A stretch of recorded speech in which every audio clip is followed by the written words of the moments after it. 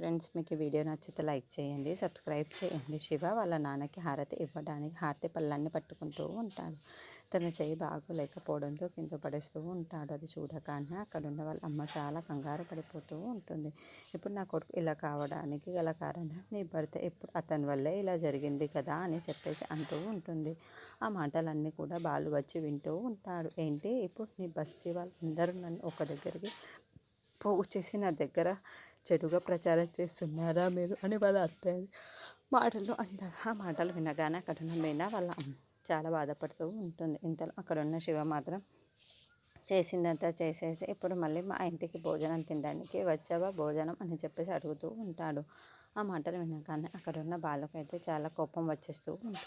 ఏం కూసారా నువ్వు నీ ఇంటికి భోజనం తినడానికి ఇక్కడ దాకా వచ్చా అనుకుంటున్నావా అని చెప్పేసి చాలా కోపంగా మళ్ళీ శివని కొడుతూ ఉంటాడు. అది చూడగానే అక్కడ ఉన్న వాళ్ళందరూ అయితే చాలా కంగారు పడిపోతూ ఉంటారు. ఇంతలో అక్కడ ఉన్న బాలు శివను కొట్టేసి మీన ఇంటి తీసుకుని వస్తూ ఉంటాడు.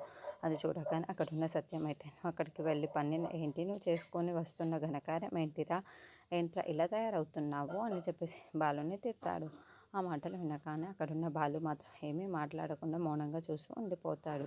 ఇంతలో అక్కడున్న మీనా మాత్రం బాలుని చూసి బాధపడుతూ ఉంటుంది. ఎందుకు ఈయన ఇలా చేస్తున్నారో అని అర్థం కావటం లేదు అని చెప్పేసి బాలుని చూస్తూ బాధపడుతూ ఉంటుంది. మీనా దగ్గరికి బాలు వెళ్ళి ఏంటి అక్కడ జరిగినవన్నీ ఇక్కడికి ప్రచారం చేస్తున్నావా, నా గురించి చెడుగా చెప్తున్నావా మా నాన్న ముందు, ఇప్పుడు చూసావా ఏం జరిగిందో, ఆయన మొహాన్ని నన్ను చూడొద్దు అని చెప్పారు, ఇప్పుడు ఇలా చేసావు కదా నీకు దోషమే కదా అని చెప్పేసి అంటూ ఉంటాడు. ఇంతలో అక్కడున్న మీనాకి చాలా బాధ అనిపించి అక్కడున్న గిన్నెలన్నింటినీ కిందకి తోసేస్తూ ఉంటుంది. అది చూసి చూడలేనట్టుగా బాలు అక్కడ నుండి వెళ్ళిపోతూ ఉంటాడు. ఇంతలో అక్కడున్న మీనా కూడా ఇంకా చాలా ఎక్కువ బాధపడుతూ ఉంటుంది.